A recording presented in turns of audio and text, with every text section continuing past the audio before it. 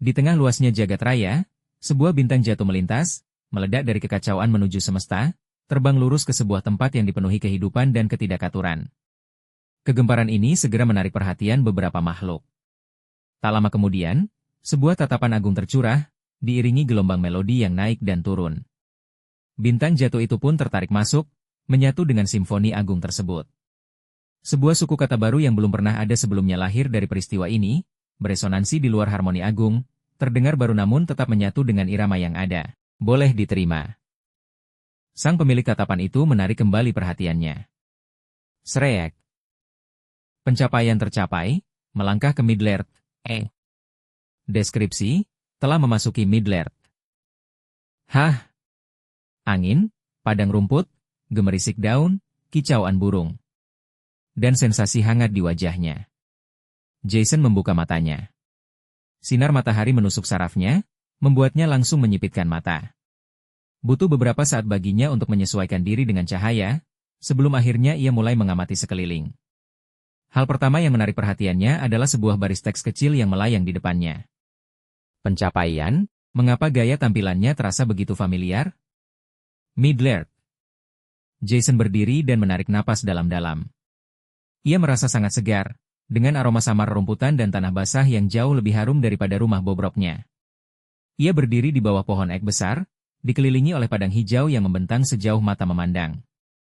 Jason yakin 100% bahwa tidak ada tempat seperti ini di dekat rumahnya. Apakah ia diculik? Atau mungkin berjalan sambil tidur lalu naik pesawat ke luar negeri? Jason bingung. Ia berusaha keras mengingat apa yang terjadi sebelumnya, tetapi pikirannya kosong. Kenangan terakhir yang ia miliki. Sepertinya bermain Minecraft di rumah. Minecraft, game sandbox terkenal, dimainkan segala usia. Game ini telah menemani Jason hampir sepanjang hidupnya, sejak pertama kali mengenalnya hingga sekarang, 10 tahun berlalu. Meskipun setiap hari menghadapi blok-blok pixel yang sama, ia tidak pernah merasa bosan. Tunggu dulu. Jason tiba-tiba tertegun, menatap teks kecil di hadapannya. Saat ini, teks tersebut mulai menghilang perlahan, namun saat ia memfokuskan pikirannya, teks itu muncul kembali. Ini.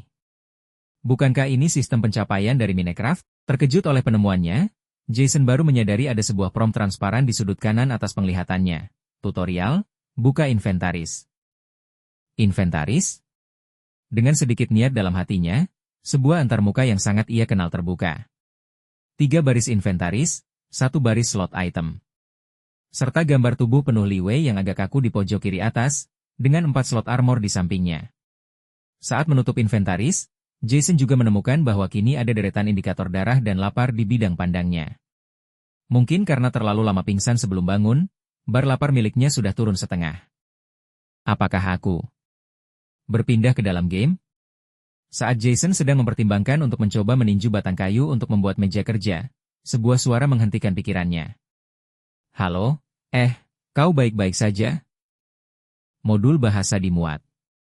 Bersamaan dengan suara itu, sebuah kotak notifikasi muncul lagi. Jason terkejut, menoleh ke sekeliling, tapi tidak melihat siapapun. Sialan. Aku di sini, Tuan. Sebuah tangan melambai di depan matanya. Jason menundukkan kepala, dan matanya bertemu dengan sosok seorang. Yah, Kurcaci. Kau baik-baik saja, Tuan? Jason tidak langsung menjawab. Ia menatap orang kecil di depannya dengan curiga. Tingginya hanya sebatas pinggangnya. Dari suaranya yang matang, pakaian dewasanya, dan seekor ikan yang tergantung di pinggangnya, orang ini jelas bukan anak kecil. Hanya ada satu kemungkinan. Kurcaci. Ekspresi Jason menjadi serius, dan ia mengangguk sambil berkata, Halo. Tuan manusia, bolehkah aku bertanya, apakah Anda tersesat atau semacamnya? Tuan manusia? Sebuah sebutan yang unik. Meskipun terasa agak aneh, kehadiran sosok pendek ini sedikit melegakan Jason. Setidaknya ini bukan gurun kosong. Benar, aku tersesat. Bolehkah aku tahu di mana ini? Orang kecil itu berkedip dan menjawab, Oh, ini Shire, lebih tepatnya, Hobbiton. Tidak mungkin. Serius? Shire. Kenangan melintas di kepala Jason. Shire. Lord of the Rings. Jason terpaku di tempat. Ia cepat-cepat menundukkan kepala dan memperhatikan sosok kecil di depannya. Tubuh pendek, kaki besar berbulu, telinga sedikit runcing. Halfling. Atau lebih dikenal sebagai Hobbit. Jadi ini benar-benar Middle-earth? Jason membeku, tidak tahu harus senang atau khawatir. Middle-earth. Saat menonton film Lord of the Rings, tanah indah ini adalah tempat tinggal impiannya, penuh pemandangan menakjubkan dan berbagai makhluk menarik. Tapi itu hanya sebatas mimpi. Jason cukup sadar diri untuk tahu bahwa dengan kemampuannya, bahkan jika ia hidup di Middle-earth, ia hanya akan menjadi orang biasa. Dan hidup sebagai orang biasa di Middle-earth, jujur saja, tidak aman. Salah langkah sedikit saja bisa berakhir mati di tangan orc atau kekuatan jahat lain yang tiba-tiba muncul. Tanah ini penuh bahaya. Melihat Jason kembali melamun, Hobbit di depannya menggaruk kepalanya. Manusia ini terlihat bodoh. Apa mungkin kepalanya terbentur? Rambut hitam, pakaian aneh, wajah lembut, tidak seperti manusia lain yang pernah kulihat. Pasti berasal dari tempat yang sangat jauh. Hobbit itu menatap Jason penuh rasa ingin tahu, lalu akhirnya berkata, "Tuan, jika Anda mencari tempat untuk tinggal, mungkin Anda bisa pergi ke kedai di desa. Atau jika mau berjalan ke timur, Anda akan sampai di Bree, di sana banyak manusia. Mungkin Anda akan merasa lebih nyaman." Terima kasih, aku mengerti. Kruk, sebelum Jason sempat menyelesaikan kalimatnya, suara perutnya yang keroncongan terdengar dengan jelas. Suasana menjadi sedikit canggung. Yang tinggi dan yang pendek saling berpandangan. Hobbit itu melihat Jason, lalu menunduk menatap perutnya. Malam ini aku akan memasak ikan goreng dan kentang. Mau mampir ke rumahku untuk makan malam? Jason ingin menolak dengan sopan, tapi berlapar yang terus berkurang membuatnya menebalkan wajah. Kalau lapar terus, darah bisa berkurang. Segera ia berkata, "Kalau begitu, aku akan merepotkanmu." Hobbit itu tampak terkejut. Ia jelas tidak menyangka Jason akan menerima begitu cepat. Wajahnya menunjukkan sedikit penyesalan karena sudah terlalu ramah. "Kalau begitu, silakan ikut denganku. Tapi bahan makanan yang baru kubeli mungkin hanya cukup untuk satu orang. Aku harus ke pasar lagi. Mohon ikut serta ya." Sambil berbicara, Hobbit itu memimpin jalan.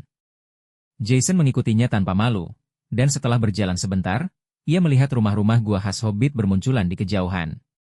Mereka menyeberangi sebuah jembatan kecil dan tiba di pasar yang ramai, dipenuhi para Hobbit yang lalu lalang. Jason mengikuti dari belakang. Karena tingginya yang mencolok di antara para Hobbit, ia harus terus-menerus menunduk agar tidak menabrak sesuatu. Manusia jarang terlihat di Shire. Satu demi satu pandangan penasaran menatap Jason. "Apakah Anda seorang penyihir?"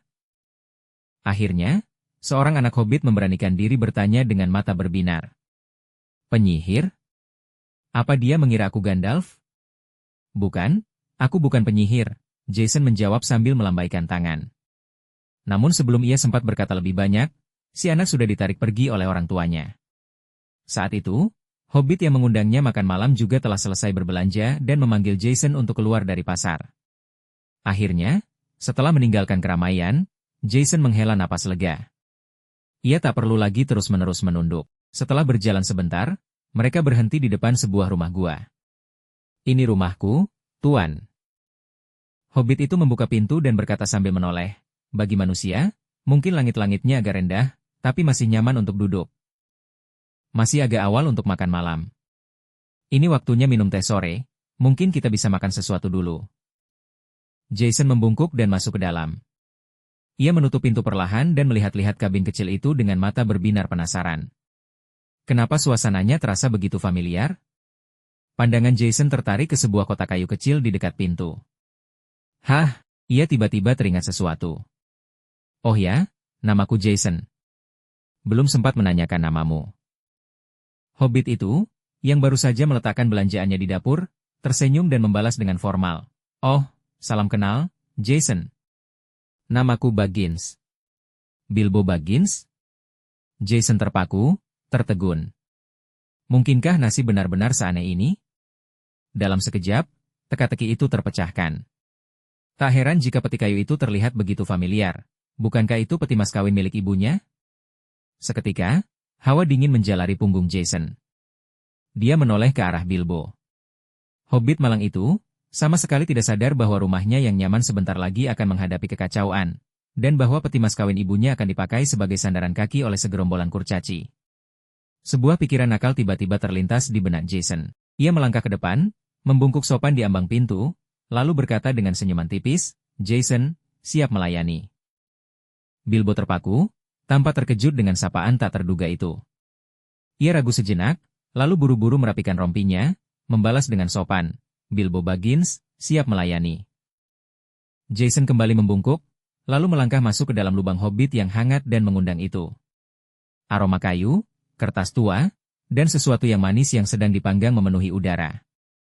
Hobbit, pikir Jason, sepertinya memang memiliki naluri alami untuk menimbun barang. Setiap sudut ruangan dipenuhi makanan dan minuman, cukup untuk menggelar pesta bagi 13 kurcaci dan masih ada sisa untuk sarapan. "Jason, cari tempat duduk saja," seru Bilbo sambil sibuk mondar-mandir. "Tes sore dimulai pukul 4, tapi, ya, aku tidak keberatan mulai lebih awal. Kau mau makan apa? Sosis goreng? Roti?" Keramahan sang hobbit bukan hanya basa-basi, ia memancarkan ketulusan dari dalam hatinya. Jason tersenyum hangat. "Apa saja. Aku serahkan padamu." "Terserah aku?" "Baiklah." Bilbo terkekeh sambil menggaruk kepalanya. Dari ruang penyimpanan kecil, ia mengambil setumpuk sosis gemuk dan sepiring roti yang ditumpuk setinggi gunung mini. Dengan riang, ia mulai menyiapkan semuanya di dekat perapian, meletakkan wajan besi kecil di atas api. Jason, yang merasa penasaran, mendekat untuk melihat. Kompor kecil itu sederhana, dengan wajan yang sudah tua tapi terawat baik, dan meja dapur rendah yang pas untuk tinggi badan hobbit. "Tertarik dengan memasak, ya?" Suara Bilbo terdengar dari belakangnya. Jason buru-buru minggir, memberi ruang bagi Bilbo untuk bekerja. Bilbo tersenyum, lalu melemparkan sosis ke dalam wajan. Segera, suara desisan menggema, menyebarkan aroma lezat di udara. "Wajan ini sudah dipakai keluargaku bertahun-tahun," Bilbo bercerita sambil membalik sosis dengan cekatan. "Semua ini aku pelajari dari ibuku. Menggoreng, memanggang, merebus, semuanya." Jason memperhatikan dengan penuh minat. Permukaan sosis mulai berwarna coklat keemasan, dan aroma gurih makin kuat. "GGRRRR," perut Jason berbunyi lirih, mengkhianati dirinya. Ia menelan ludah, tergoda oleh aroma yang menggoda itu. Tak lama kemudian, Bilbo mengangkat sosis dari wajan, menaburkan sedikit lada di atasnya dengan bangga. Jason baru hendak bertanya apakah ia boleh mencicipi, ketika tiba-tiba, sesuatu berkilat di penglihatannya. Fungsi baru dibuka, daftar resep. Mempelajari resep, sosis goreng. Sekarang Anda dapat melihat resep yang telah dipelajari kapan saja. Jason berkedip, bingung. Daftar resep? Sebelum sempat berpikir lebih jauh, Bilbo sudah meletakkan sepiring sosis panas di depannya. "Makanlah. Kau pasti lapar sekali." Terharu oleh perhatian Bilbo, Jason mengangguk, hatinya terasa hangat. "Terima kasih," katanya pelan, hampir meneteskan air mata. Dalam hitungan detik, piring itu kosong. Bilbo bahkan belum sempat berbalik ke kompor. Di layar Jason, bar rasa laparnya bertambah 2 dari 10. Masih menikmati sisa rasa, Jason mengusap mulutnya dan berkata, "Bilbo, bolehkah aku mencoba memasak?" Bilbo menatapnya, terkejut. "Oh, tentu saja. Silakan." Dengan semangat, Jason melangkah ke kompor. Begitu tangannya menyentuh wajan, sebuah panduan melayang dalam pikirannya. Langkah memasak, pilih resep, siapkan bahan, kunci alat, mulai memasak. Bilbo memotong sosis tersebut. Asap harum mengepul keluar dari dalamnya. Bilbo menggigit dengan hati-hati, dan langsung terpaku. Ledakan rasa memenuhi mulutnya, daging yang juicy, bumbu yang pas, sentuhan garam yang sempurna. Air mata menggenang di matanya. Panas dari sosis yang baru matang membuatnya hampir menangis, tapi ia menahan diri, menolak kehilangan sensasi rasa luar biasa itu. Dengan tiba-tiba, Bilbo berdiri tegak, mendorong kursinya ke belakang beberapa langkah. 2 keterampilan memasak tingkat meja sintetis. "Tuan Jason," serunya, "aku bersumpah atas nama keluargaku, ini sosis goreng terbaik yang pernah kumakan seumur hidupku." Jason tersenyum kecil, agak bingung. Benarkah sehebat itu? Wajah Bilbo tak menipu, penuh ketulusan dan kekaguman. "Selama bertahun-tahun aku makan sosis ini, baru hari ini aku merasakan rasa aslinya." Tertarik, Jason menggoreng beberapa sosis lagi untuk dirinya sendiri. Ia mencicipi satu, lalu satu lagi. Dengan tenang, ia meletakkan pisau dan garpunya, tersenyum kecil kepada Bilbo, walau sudut bibirnya sedikit bergetar menahan ekspresi. Astaga, ini benar-benar enak. Dan, ini hasil buatanku. Sore itu, Jason bergegas masuk ke gudang makanan dan kembali membawa aneka sosis. Ada yang diasap, dibumbui, dilapisi madu. Semuanya ditata dengan rapi seperti hidangan pesta. Sebagai warga Shire sejati, katanya sambil tersenyum, sudah sepantasnya aku menjamu sahabat dari jauh dengan perut kenyang dan hati hangat. Bilbo tersenyum lebar, merasa tersanjung, dan tentu saja tidak menolak jamuan itu. Maka, di bawah cahaya sore yang keemasan, keduanya pun berpesta kecil. Uap teh mengepul dari cangkir tanah liat, dan tawa mereka mengalun ringan di taman kecil. Namun, di balik setiap gigitan sosis renyah yang dinikmatinya, pikiran Jason terus berputar. Ia sudah membaca The Lord of the Rings berkali-kali, setiap tokoh bagai teman lama, setiap adegan bagai peta yang terukir di ingatan. Namun kini, saat benar-benar berada di dunia itu, semua kenangan itu terasa mengabur. Gambaran besar seperti ramalan, pertempuran besar, dan cincin legendaris masih jelas di kepala, tetapi detail-detail kecil, seperti kehidupan sehari-hari di pelosok Hobbiton ini, nyaris asing baginya. Ia butuh waktu. Waktu untuk belajar, menyesuaikan diri, dan yang lebih penting, mengumpulkan informasi. Usai makan, Jason sopan menolak tawaran tembakau khas Shire. Mereka pun duduk santai di kursi tua di halaman, memandangi cakrawala yang mulai redup. Untuk beberapa lama, tak ada yang bicara. Jason, Bilbo akhirnya berkata, melirik sekilas. Apa kamu punya urusan penting dalam beberapa hari ke depan? Jason mengangkat alis. Bilbo buru-buru menambahkan. Oh, bukan maksudku untuk mencampuri urusanmu. Aku hanya berpikir, kalau kamu tidak terburu-buru, mungkin kamu bisa tinggal di sini sedikit lebih lama. Shire ini punya pesona tersendiri, loh. Damai, tenang, dan kupikir kamu juga butuh istirahat. Ia tertawa kecil, sedikit malu. Kami, kaum hobbit, memang bukan penyuka perjalanan atau petualangan. Tapi, aku pribadi cukup penasaran dengan dunia di luar sana. Kalau kamu mau, aku ingin mendengar ceritamu, dan sebagai balasannya, aku akan berusaha menjadi tuan rumah yang baik. Jason menatap wajah Bilbo yang penuh harap, dan tersenyum dalam hati. Bilbo jelas mengira dia seorang koki keliling, mungkin bahkan koki kerajaan yang sedang berpetualang. Ternyata benar, orang yang punya keahlian, dimanapun berada, takkan pernah kekurangan tempat bernaung. Hahaha. Kalau begitu, mana mungkin aku menolak, kata Jason. Aku akan dengan senang hati merepotkanmu beberapa hari lagi, Tuan Baggins. Mata Bilbo berbinar. Bagus, bagus. Saat Jason bangkit dan kembali ke rumah, Bilbo menghembuskan napas lega. Mengundang orang asing untuk menginap di rumahnya adalah hal yang baru baginya. Wajar jika ada sedikit kegugupan. Sisa hari berlalu dengan nyaman, dan menjelang malam, Bilbo dengan lahap menghabiskan semua hidangan yang ia buat sendiri. Sedangkan Jason menyajikan masakan-masakan luar biasa hasil keterampilan sistemnya, yang membuat Bilbo hampir meneteskan air mata bahagia. Dibandingkan dengan masakan Jason, masakan Bilbo terasa sangat sederhana. Ia sempat merasa malu, membayangkan koki sehebat itu harus memaksa diri makan hidangan seadanya. Tapi Jason tidak pernah mengeluh. Ia tetap makan dengan senyuman tulus. Saat bintang-bintang mulai bermunculan di langit malam, Jason bangkit, mengucapkan salam, lalu diam-diam meninggalkan rumah, menuju hutan di kejauhan. Ia memang sudah lama menantikan saat ini.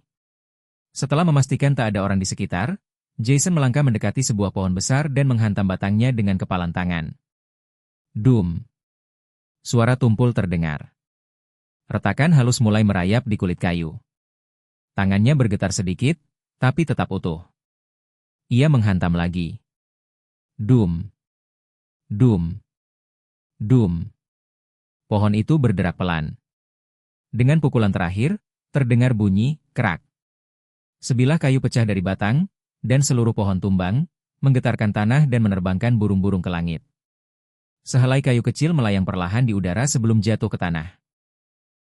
Tampak aneh, seperti tidak sepenuhnya nyata. Jason memungutnya. Sebuah cahaya tipis berkedip. Item diperoleh, batang pohon oak. Namun ada yang aneh. Kayu itu tidak bisa ditumpuk. Masing-masing batang tampak unik. Lalu muncul pemberitahuan. Resep kerajinan baru, oak standar. Jason langsung paham. Bahan mentah yang langsung diambil dari alam memiliki karakteristik unik. Bentuk, ukuran, tekstur.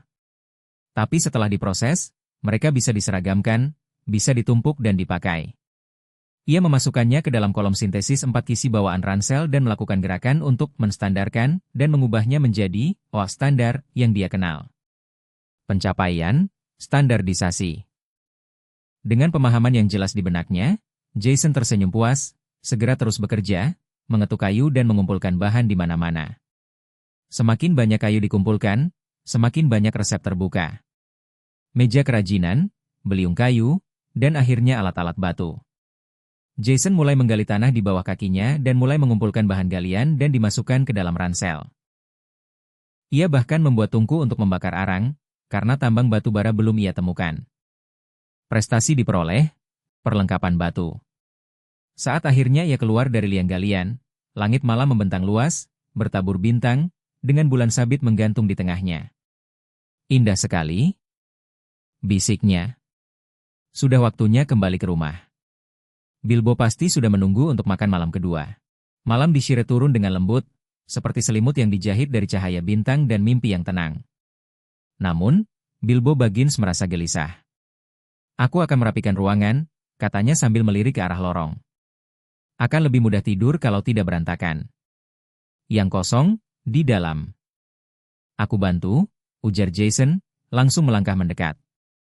Bilbo tidak menolak. Mereka bekerja dalam diam yang nyaman, memindahkan kotak, merapikan spray, menyapu debu hari-hari yang tenang.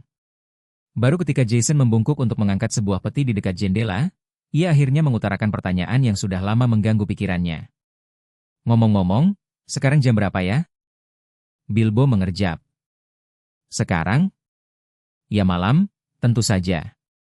Kebanyakan orang sudah tidur jam segini. Ia menjawab sambil mengangkat sebuah kotak kecil yang cukup mengganggu. Jason menerimanya dan meletakkannya di luar pintu, lalu kembali bekerja tanpa jeda. Bukan itu maksudku. Jason ragu sejenak, lalu melanjutkan, tahun berapa sekarang? Tanggal berapa? Oh, tahunnya? Bilbo berdiri tegak dan berpikir sejenak. Sekarang tahun 1340. Sudah bulan Mei, kalau tidak salah. Jason terdiam. 1340, perhitungan Shire. Duk. Aduh. Kepalanya membentur bagian atap yang rendah. Sebuah kilatan merah menari di penglihatannya, bila kesehatan bergetar, tapi tidak berkurang. Zaman ketiga, tahun 2940. 1 tahun sebelum perjalanan ke Erebor. Gandalf belum tiba di Shire. Thorin masih berkeliaran di negeri-negeri liar, belum sadar akan takdir yang akan segera membelitnya. Kurcaci. Peri. Orc. Naga. Gunung emas. Serigala. Perang. Sauron. Dol Guldur. Cincin utama. Serangkaian nama dan tempat membanjiri pikiran Jason, seolah seluruh beban Middle-earth menekan dirinya sekaligus. Sebuah bayangan melintas di matanya. Kau baik-baik saja, Jason? Suara itu menariknya kembali ke kenyataan. Ia berkedip. Malam belum berubah. Lubang hobbit masih hangat diterangi cahaya lentera. Oh, tidak apa-apa, katanya sambil mengusap kepalanya.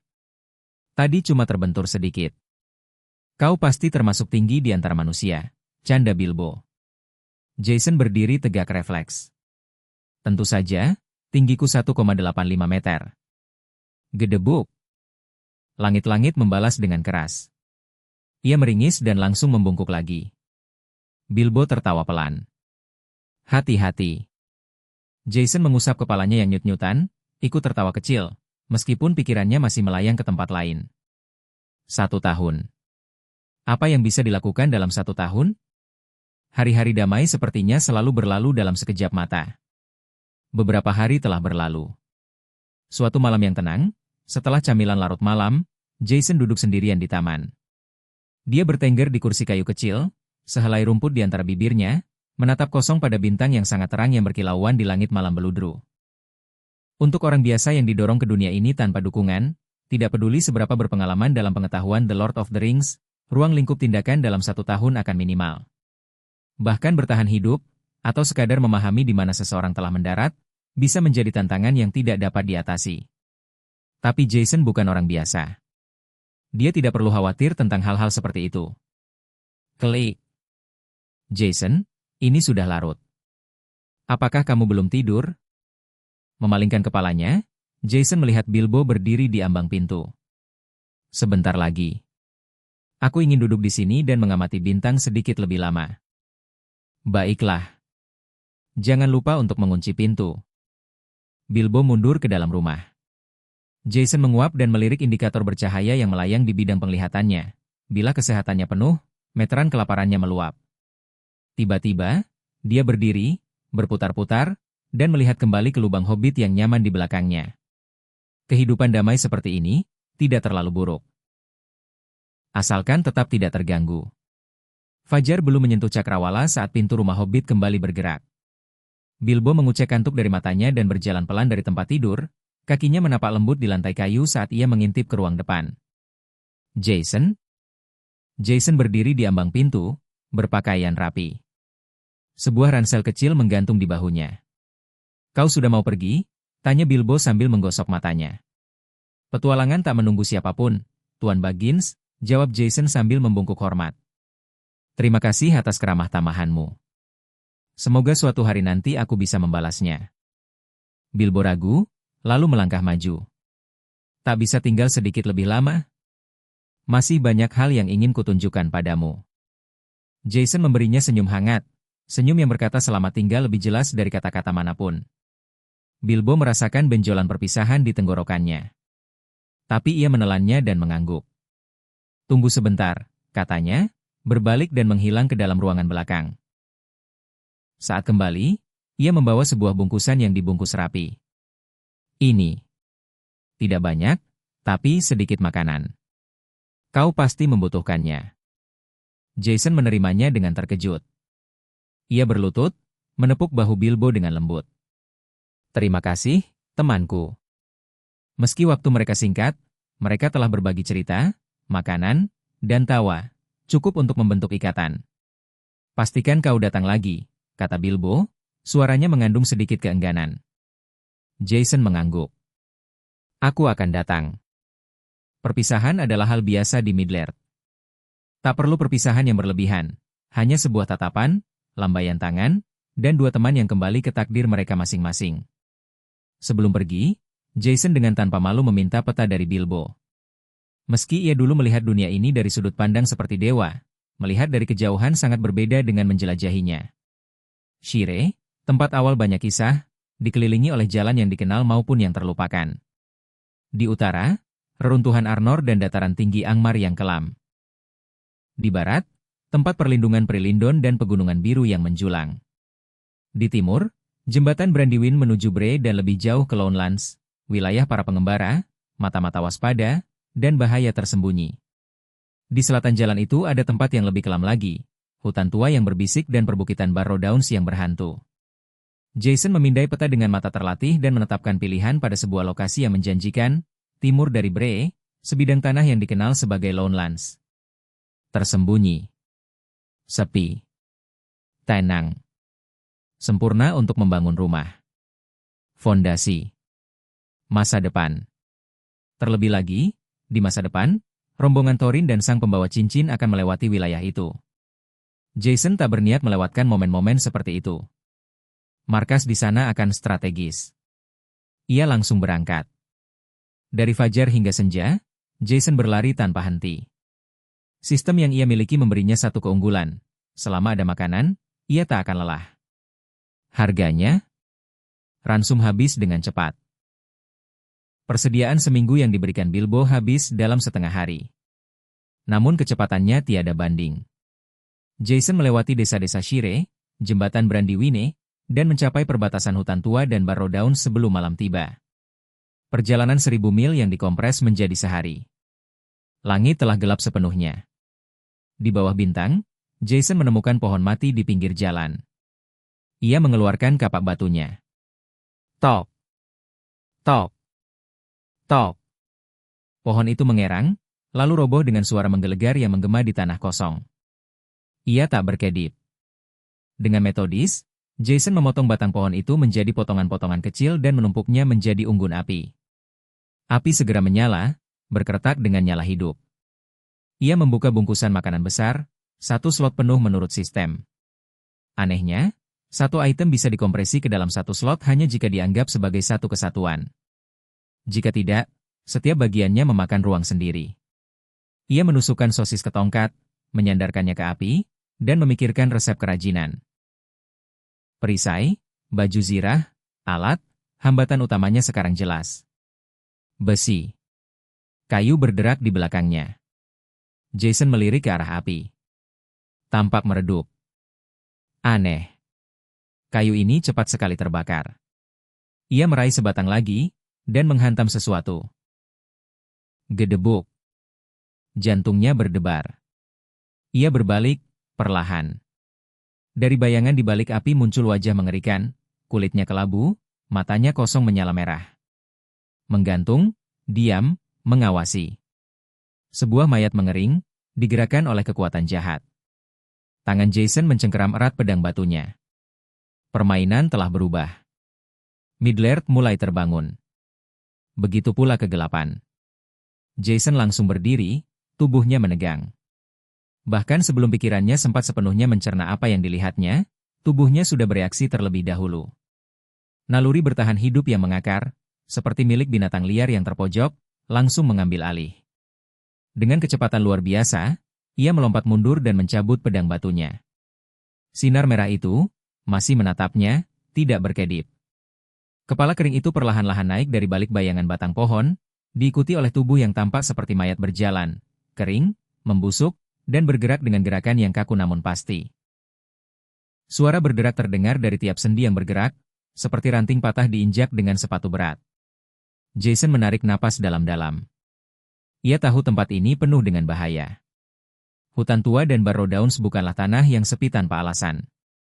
Tapi tetap saja, melihat makhluk semacam ini di kehidupan nyata, di depan matanya, adalah hal yang berbeda. Barrowick, bisiknya. Ia tak tahu dari mana kata itu meluncur keluar dari mulutnya. Seakan sesuatu dalam dirinya, sisa pengetahuan dari dunia lama, membisikkan nama makhluk itu tanpa ragu. Makhluk itu perlahan mendekat, tak mengeluarkan suara selain gesekan kulit mati yang saling bergesekan dan langkah kaki berat di tanah lembab. Jason menggenggam pedangnya lebih erat. Tangannya berkeringat, namun genggamannya tidak goyah. Ia bukan pejuang. Bukan ksatria. Bahkan di dunia lamanya, ia hanya manusia biasa yang bermain Minecraft dan membaca cerita petualangan. Namun sekarang, ia hidup dalam dunia itu. Dan di dunia ini, bertahan hidup bukanlah pilihan. Ia harus memilih, bertarung atau mati. Makhluk itu berteriak. Suara nyaring dan menyeramkan memecah kesunyian malam seperti paku panjang ditarik dari kayu lapuk. Seketika udara menjadi lebih dingin, dan Jason tahu, ini bukan hanya monster. Ini adalah sesuatu yang membawa kutukan. Tanpa menunggu lebih lama, Jason melangkah maju. Pedang batu di tangannya terangkat tinggi, lalu meluncur ke bawah. Klang! Benturan keras terdengar saat bilah pedang mengenai tulang kering makhluk itu. Meski terdengar nyaring, pedang itu tak hancur. Kualitasnya memang luar biasa, seperti buatan tangan ahli pandai besi legendaris. Makhluk itu terpukul mundur. Namun Jason tahu, satu pukulan tak akan cukup. Ia menggigit bibirnya, menyalakan kembali api yang mulai redup dengan melemparkan seikat kayu kering. Cahaya merah oranye menyapu wajahnya dan makhluk itu. Dalam nyala api, Jason bisa melihat jelas, ada lebih dari satu pasang mata merah di bayangan hutan. Hati Jason mencelos. Ini bukan pertarungan tunggal. Makhluk itu mendekat, tak mengeluarkan suara selain derak tulangnya yang kering.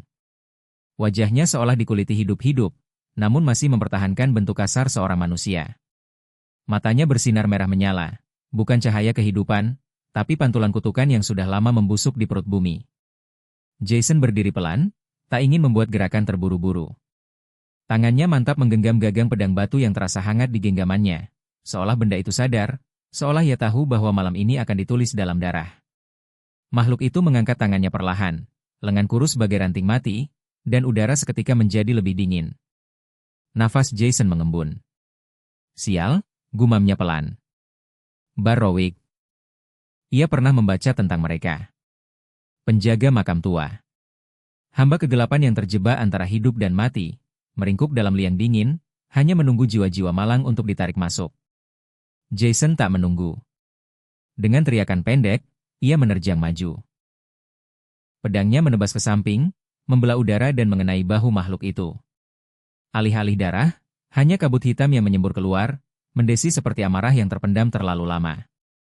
Makhluk itu mengerang, suara yang terdengar seperti tangisan dari kubur. Ia melayang ke belakang, tapi hanya untuk menuki ke depan lagi dengan kecepatan yang tak masuk akal. Kukunya yang panjang seperti belati hampir menyentuh wajah Jason sebelum ia sempat menghindar. 2 langkah ke samping. Putar badan. Tebas lagi. Jason bergerak bukan seperti pemula, melainkan seperti seseorang yang sudah berlatih ribuan kali dalam mimpi. Mungkin sistem dalam dirinya membantu.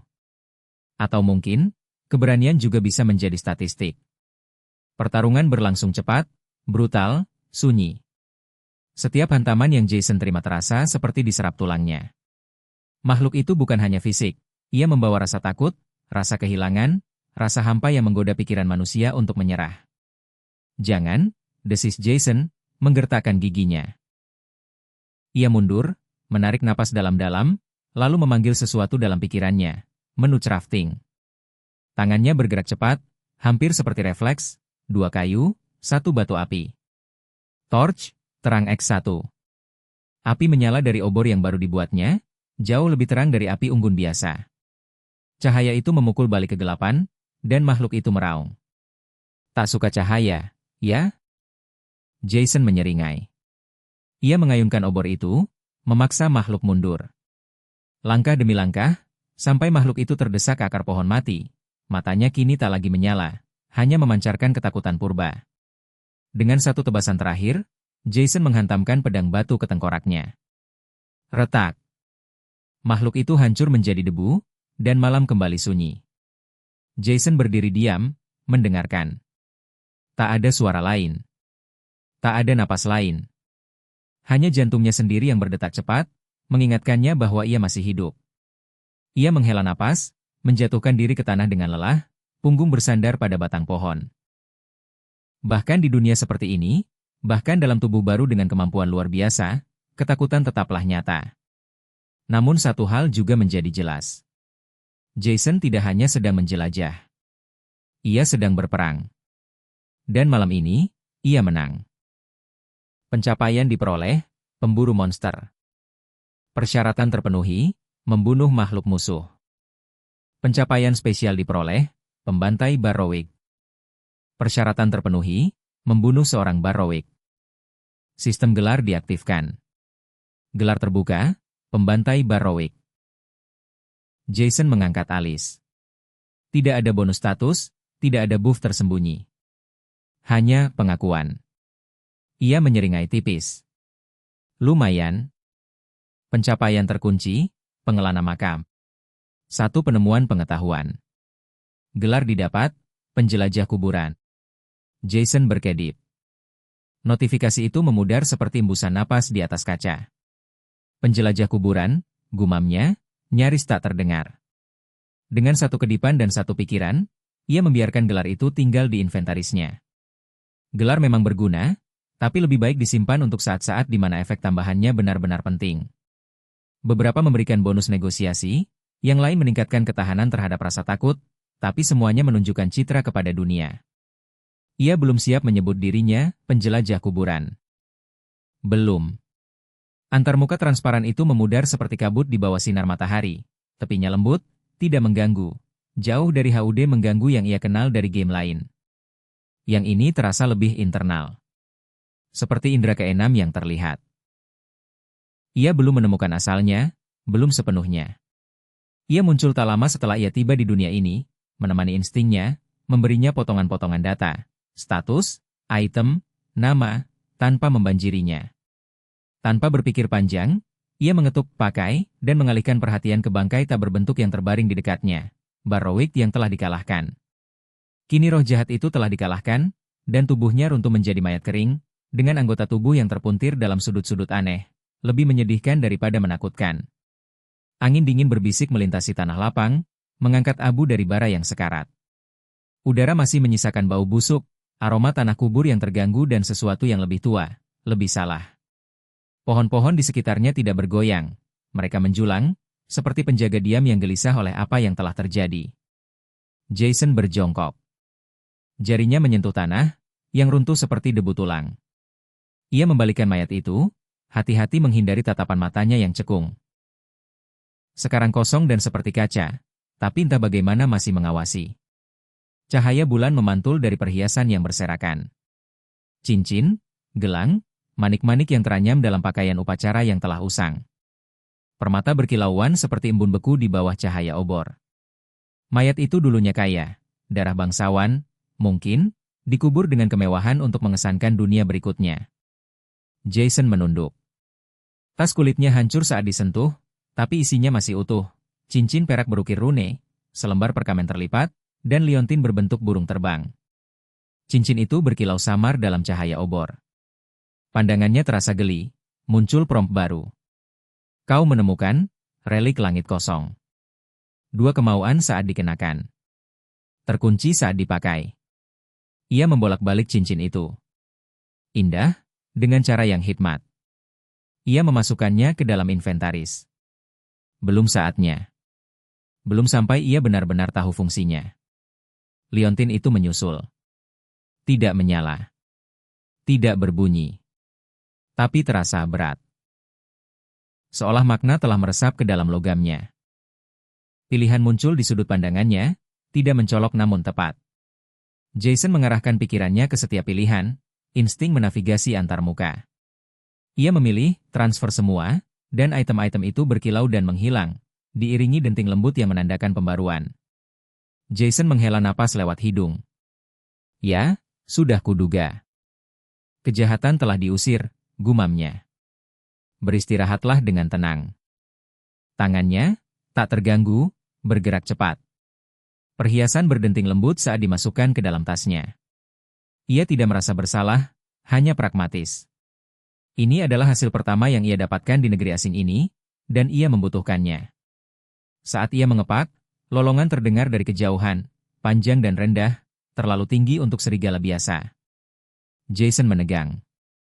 Suara itu tidak datang dari arah tertentu. Seolah hutan itu sendiri meratapi Wikt yang gugur. Perhiasan itu terjaga dengan baik, tak tersentuh waktu atau pembusukan. Pasti berharga.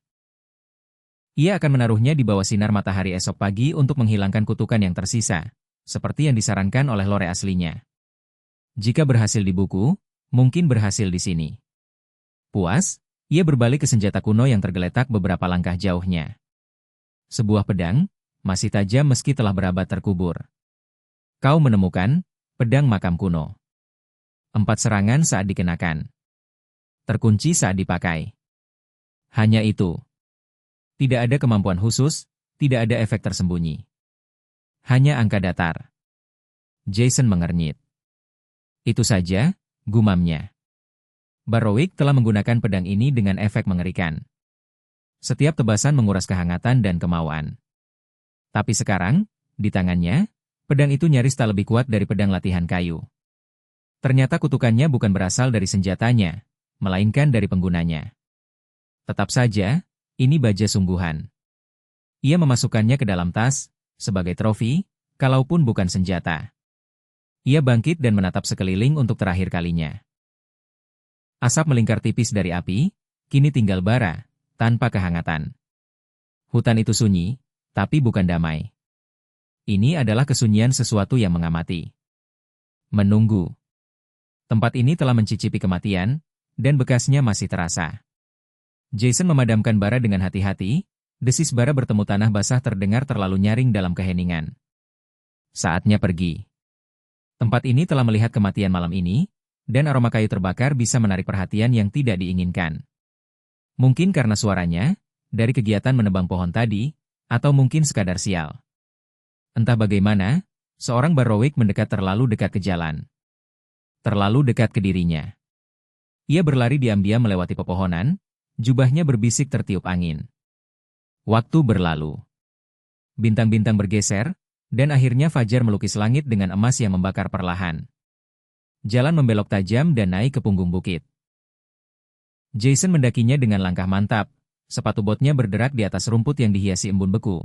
Napasnya membentuk kabut di udara pagi. Makam itu telah jauh di belakang, terkubur dan tenang. Tapi bebannya masih terasa di pundaknya. Perhiasan yang ia curi terasa lebih berat dari seharusnya. Dan lalu, ia melihatnya. Bre. Sebuah kota berdinding, bertengger di cekungan antara bukit seperti kenangan yang menolak hilang. Cerobong-cerobong asap mengepul pelan ke langit pucat. Atap-atapnya tidak rata, jerami dan batu tulis, tambalan dan lapuk, tapi nyata. Jendela-jendela menyala. Pintu-pintu terbuka, gerobak masuk, kuda meringkik di kandang. Peradaban. Jason membeku. Napasnya tertahan, tak terduga, rapuh. Ia tak menyadari betapa tegangnya ia selama ini. Bre bukan kota megah. Bahkan tidak indah. Tapi ini manusiawi. Hangat. Dihuni. Dan setelah dingin serta kesunyian makam, itu terasa seperti pukulan ke dada. Tawa anak kecil terdengar dari balik tembok. Ia berkedip, menelan ludah. Matanya terasa perih, lebih dari yang bisa disalahkan pada angin. Kau menemukan lokasi baru, Bre. Peta diperbarui. Jason menghela napas dan melangkah. Bahkan sebelum peta mengonfirmasi, ia tahu. Akhirnya, suaranya serak, bisikan yang dibalut harapan. Sesama manusia. Peradaban. Tapi pertama-tama, ia melompat turun dari bukit dan berlutut, mengeluarkan perhiasan dari tas dan menyusunnya rapi di atas rumput. Cahaya pagi menyinari mereka. Dalam sekejap, tidak ada yang terjadi. Lalu, samar dan menyeramkan, asap hitam mulai naik perlahan. Kutukan menguap. Kilauan kembali. Perhiasan itu kembali bersinar, seperti dulu kala di istana yang telah lama dilupakan. Jason menatap sesaat lagi, lalu menyimpannya kembali. Ia berjalan selama berjam-jam. Saat waktu sarapan tiba, ia tiba di gerbang Bre, batu tua, balok kayu tebal, dan jendela pengintai sempit. Sebuah wajah muncul di lubang itu, menyipit menatap ke bawah. Siapa kamu? Seorang petualang, jawab Jason. Hening sejenak. Petualang? Nada penjaga itu waspada, tapi tidak bermusuhan. Matanya meneliti Jason, berhenti pada pakaian asingnya yang modern. Kau tampak aneh, akunya. Tapi kami tak menolak pendatang yang bawa uang. Suara klak, derit kayu. Gerbang terbuka. Masuklah, Tuan Petualang. Jason mengangguk. Ia melangkah melewati gerbang, membalas anggukan para penjaga yang menatapnya waspada namun tidak tertarik. Beberapa warga kota menoleh saat ia masuk, mata mereka menatap lumpur kering di sepatunya, pedang di punggungnya, lingkaran hitam di bawah matanya. Ia melihat curiga di beberapa wajah, penasaran di wajah lain. HP 2020. Manusia. Ia hampir tak menyadarinya. Panca inderanya dipenuhi. Aroma roti segar dari kios dekat. Derak roda gerobak. Gonggongan anjing malas di bawah matahari. Tak ada sistem yang bisa meniru ini. Sakit yang tiba-tiba di dadanya, nostalgia yang hampir menyakitkan. Ini bukan kota. Ini adalah normalitas yang dihidupkan kembali. Ngomong-ngomong, tanya Jason santai, bisa tunjukkan arah ke penginapan Princing Pony? Katanya bagus. Lurus saja. Tak akan salah lihat. Jason mengikuti jalan melintasi kota yang baru bangun. Segera, ia melihat tanda, papan ukiran tangan bergambar kuda ceria yang sedang melompat. Pintu penginapan berderit saat dibuka.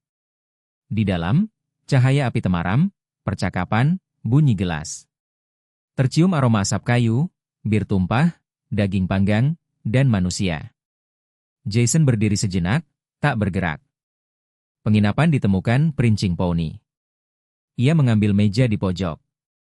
Bukan karena ingin bersembunyi, tapi karena ia tak yakin bisa berjalan lebih jauh. Aku butuh kamar. Dan makanan. Seorang pelayan wanita datang sesaat kemudian, ramah dan terlatih. Semur, roti, dan bir, tanyanya sambil menuang. Jason mengangguk pelan. Ia meletakkannya. Jason menatap mangkuk, penuh kaldu gelap, sayuran, dan daging panas. Rotinya renyah, masih hangat. Birnya berbusa dan keemasan. Ia menyendok. Tangannya gemetar. Semurnya panas. Ia baru sadar betapa dinginnya tubuhnya selama ini. Rasa itu datang perlahan.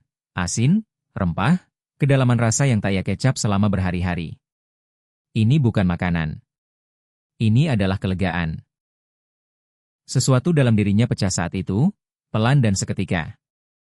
Ia meletakkan sendok dan menutupi matanya sebentar. Hanya sebentar. Tak ada yang melihat. Sistem berkedip. Efek status didapat kenyang, plus 15% regen stamina, 5 suasana hati. Ia menatap pakaiannya. Dan kalau bisa pakaian yang tak terlalu mencolok. Bartender mengerjap. Pakaian? Itu bukan layanan standar, dan keraguan tampak jelas. Tapi ada sesuatu dalam diri Jason, ketenangan di matanya, noda darah yang masih samar di kerah bajunya, yang menunjukkan pengalaman tak terucap. Pria itu mengangguk perlahan.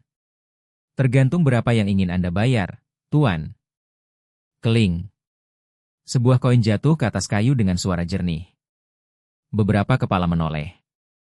Bartender mengambilnya, menyipit menatap ukiran anehnya. Aku tak tahu nilainya. Akan kupanggil pemilik. Tak lama kemudian, seorang pria gemuk bermata tajam datang tergesa, melihat koin itu sekali, dan terperangah. Indah, bisiknya kagum. Tua. Mungkin kuno. Perak ini. Mint Arnor kuno. Tuan, Anda yakin ingin menukarnya? Aku yakin, kata Jason. Senyum pemilik penginapan melebar. Pemilik penginapan mengangkat alis. Perhiasan berkualitas. Anda pasti bukan pengelana biasa. Jason hanya mengangkat bahu. Mari katakan saja, saya bertemu dengan seseorang yang sudah tidak membutuhkannya lagi. Pria itu tertawa lebih keras kali ini. Kalau begitu, Anda akan dapat yang terbaik. Kamar, makanan, anggur, dan pakaian terbaik yang dimiliki Bre. Silakan, buat diri Anda nyaman. Ukuran tubuh diukur, preferensi ditanya, lalu pria itu pergi dengan penuh semangat. Tak lama kemudian, hidangan daging panggang, semur panas, buah matang, dan segelas bir keemasan disajikan ke meja Jason. Ia menggigit. Bar kenyangnya langsung penuh. Ia minum, busa bir menyegarkan, rasa malt menyebar lembut, sedikit pusing menghampiri. Buff, mabuk durasi, pukul 00:12 detik. Tersenyum tipis, ia berdiri dan naik ke atas, buff singkat membuat langkahnya sedikit goyah. Tempat tidurnya empuk. Ia tak butuh tidur. Sistem memastikan ia tak benar-benar lelah selama perutnya terisi. Tapi manusia tak selalu beristirahat karena harus, kadang hanya karena rasanya nyaman untuk berbaring. Ia menutup mata. Tok-tok. Tuan, panggil suara. Pakaian Anda. Jason bangkit cepat, membuka pintu, dan mengambil bungkusan itu. Cobalah, kata bartender sopan. Kalau tidak pas, akan kami buatkan lagi. Sendirian lagi, Jason berganti pakaian. Kainnya kasar, tapi kuat. Lokal. Praktis. Ia menatap pantulannya di cermin kecil di atas wastafel. Hanya rambut hitam dan raut wajahnya yang tajam yang menunjukkan bahwa ia asing. Sisanya, kini, terlihat seolah ia memang berasal dari sini. Jason menuruni tangga sempit perancing poni, pakaian barunya bergesek pelan di setiap langkah, terbuat dari wol kasar, tenunan lokal, dan diwarnai hijau hutan yang membisikkan kesan lumut dan kulit pohon. Pakaian itu sedikit gatal di kulitnya, tapi pas di tubuh. Kini dia tidak lagi terlihat seperti orang asing dari dunia lain, melainkan seperti seseorang yang berasal dari tanah ini. Ruang utama penginapan lebih ramai dari sebelumnya, siang hari membawa arus tetap para pelancong dan penduduk kota. Beberapa membungkuk di atas cangkir mereka, yang lain saling bertukar gosip dengan bisikan pelan, dan beberapa duduk sendiri, bermata letih dan diam. Jason duduk di salah satu bangku bar, jubahnya menyapu lantai kayu yang sudah aus. Bartender yang sama seperti sebelumnya sedang mengelap gelas-gelas logam, bersiul pelan. Semur lagi? Tanya pria itu, tangannya sudah meraih sendok besar. Belum, kata Jason. Aku sedang mencari informasi tentang elf. Gerakan bartender terhenti, matanya menatap naik dengan minat, hati-hati, tapi tidak terkejut. Elf, ya? Jason mengangguk. Mereka nyata, kan? Bukan hanya cerita. Mungkin tersembunyi, tapi masih ada di luar sana. Bartender mengangkat bahu perlahan, berpikir. Oh, mereka memang nyata. Tapi orang sini jarang melihat mereka, kecuali kalau kau punya alasan. Kadang mereka lewat, senyap seperti bisikan, langkahnya ringan. Seperti mimpi yang hanya setengah kau ingat. Biasanya cuma lewat. Jarang bicara. Tak pernah tinggal lama. Jason mendekat sedikit, menurunkan suaranya. Mereka pernah datang ke sini? Ke Bree? Ke Pony? Tidak. Terlalu ramai buat mereka. Terlalu manusiawi. Tapi di hutan dekat sini, ada yang bilang kau bisa mendengar nyanyian di malam hari kalau berkemah cukup dekat ke jalur-jalur lama. Jason mengernyit. Jalur lama? Pria itu mengangguk. Jalan hutan yang lebih tua dari kota-kota ini. Tak ada di peta sekarang. Elf dulu sering berjalan di sana. Sebelum manusia membangun pagar dan gerbang. Mungkin mereka masih lewat. Beberapa pelancong mengaku melihat jubah menghilang di antara pepohonan. Yang lain cuma dengar musik, indah dan menyedihkan. Membuat kebanyakan orang merinding. Sistem Jason berkedi pelan. Misi tersedia, bisikan kaum pertama. Tujuan, temukan sumber keberadaan elf di sekitar Bree. Hadiah, tidak diketahui. Terima? Ya, tidak. Jason tak ragu. Dalam pikirannya, dia mengetuk pilihannya. Di mana? Tanyanya. Kalau seseorang cukup bodoh untuk mencarinya, dari mana mereka harus mulai? Bartender terdiam sejenak, melirik ke sekeliling ruangan, lalu mendekat. Ada seorang pemburu tua, katanya pelan. Namanya Caldan. Tinggal di luar gerbang selatan. Dia lebih sering berada di hutan. Katanya, dia pernah berbagi api unggun dengan seorang bangsawan elf, tapi entah itu hanya omong kosong karena mabuk atau benar, tak ada yang tahu. Tapi kalau kau benar-benar mau memburu bayangan, dia pilihan terbaikmu. Jason mengangguk. Dia meletakkan satu koin lagi di atas meja bar. Terima kasih. Bartender menyelipkan koin itu ke dalam celemeknya tanpa sepatah kata pun, tapi tatapannya masih mengikuti Jason saat ia berbalik menuju pintu. Hati-hati kau, ucap pria itu pelan. Elf memang cantik, ya. Tapi mereka bukan seperti kita. Mereka sudah melihat dunia mati dan terlahir kembali. Cara mereka berpikir berbeda dengan manusia. Apapun yang kau harapkan untuk kau temukan, pastikan itu tidak menemukanmu lebih dulu. Jason tersenyum.